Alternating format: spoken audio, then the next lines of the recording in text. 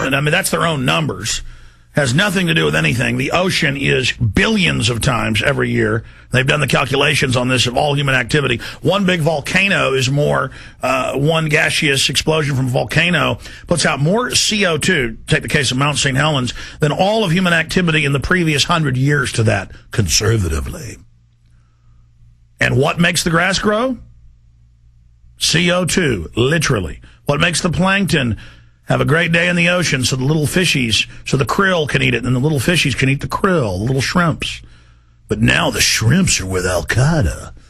The global government is doing nothing about all the true environmental crises. I'm going to cover this later. But they are doing something about the carbon cycle. They are taxing the entire carbon cycle. In fact, bring me back up to a close-up of that so I can show the viewers here and then talk about it for the radio audience. You see, you have water vapor in the atmosphere, which is composed of predominantly CO2. And it's one of the dominant majority gases in the atmosphere. And then it condenses into water vapor and rains back down into the ocean. Right here. Oh, my God, it's going to kill the Earth. But Obama will save us. And then it goes back up in condensation and forms clouds again and continues. But the trees, look, the trees, evil trees. That's why a lot of the cultists that have bought into this and really believe that carbon's deadly, they're saying cut down all the trees. Don't believe me? Just Google mainstream news. Climate change crowd wants to cut down trees. But let's continue with the other evil things. They've got cows, as if there haven't always been bovine and other forms of mammals and other creatures on the land that are eating, and iguanas and every other creature puts off methane. Oh, they list those evil cows. The very life cycle of the earth being listed as toxic, deadly waste. Meanwhile, genetic engineering, gender-bending chemicals being dumped into the rivers and lakes and oceans, causing all sorts of deformities, humans having all sorts of problems from this. None of that's being stopped. In fact, that's being turned loose completely. See, because the corporations can't just have a phony environmental movement to tax and regulate and run your life.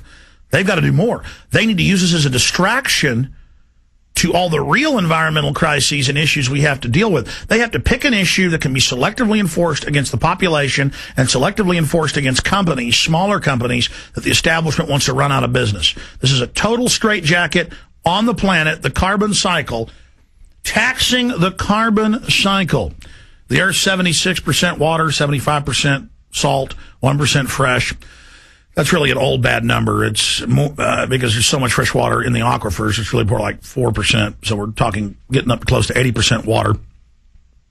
But technically, it's under the surface. But here it all is.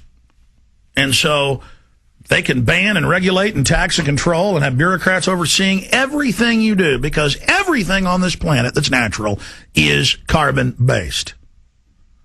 And CO2 is not a toxic waste, because let me show you these little evil things called trees right here.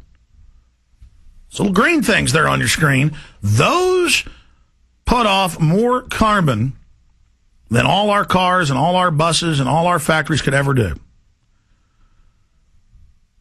Now, the United Nations itself claims that the increase in temperature that we saw in the last decade, that 6% of that was attributed to less than 0.5%, and some estimates are even lower, from human CO2 and other greenhouse gases.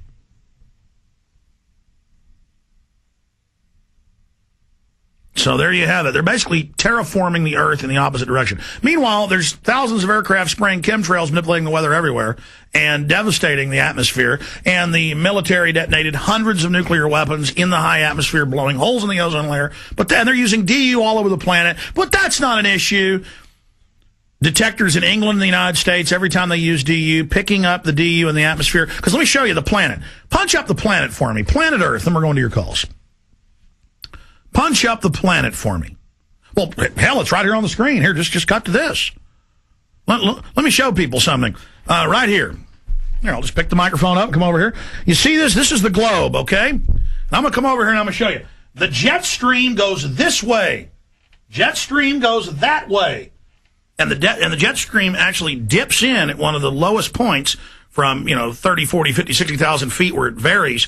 It dips down right over New Mexico, Texas, and Louisiana. That's its main dip point. You can go online and watch the satellites with the infrared of the jet stream. And it comes in right across southern North America, and it comes right in at New Mexico, Texas, and it dumps in. Now, you know why that's a problem?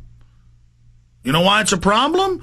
Because most of the detritus and the really dirty factories and the chemicals and the trash burning in China and in India, where there's almost 2.5 billion people. No, it's more than 2.5 billion. It'd be 2,700,000,000, in China and India. That all blows across the jet stream. In fact, can you guys back that video up on screen? I can show people for them right behind me. So there you have the Earth. Yes, that's good. This is a view of North America. No, that's a view of Africa. So I need a shot of the planet from the other side. Of course, people will probably say it's a conspiracy theory and the planet doesn't exist next. But the point is here's the globe. Now look. You've got the jet stream going this way. It's going around the planet.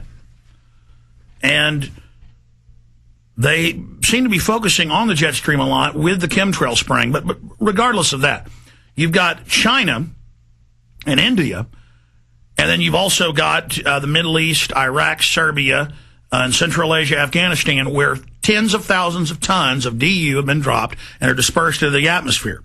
That's why a lot of times you'll see orange dust on your car, and it'll be on the news that blew in from Mongolia, China. So back it up again. I'm going to show people viewing. Oh, yeah. Here's a good shot of the United States. Cut to this one. So the jet stream is blowing this way. Okay, and it goes around the world to China and comes back. Around the Middle East, China, and it comes back. And it dumps right here.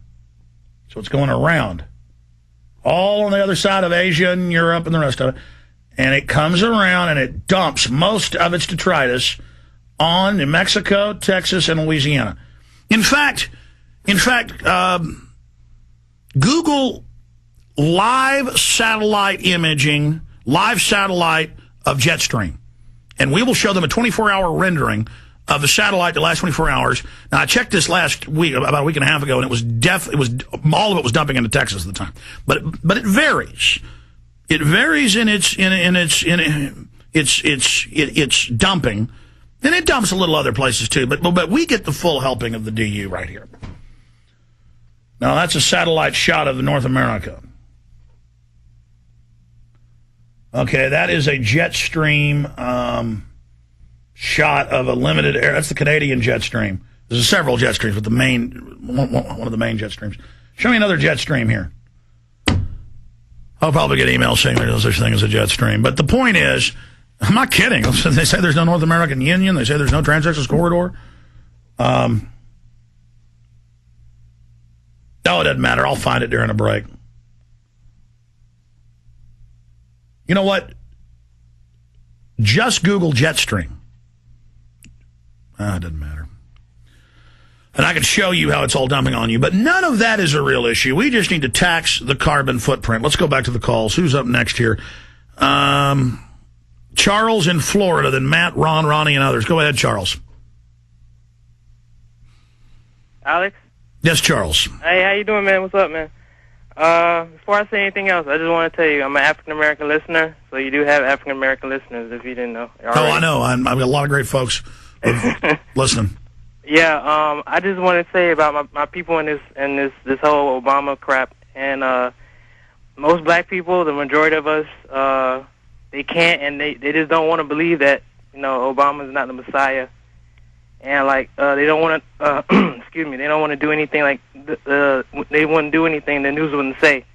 And for example, and because of that, they're not. It's just like Bush supporters.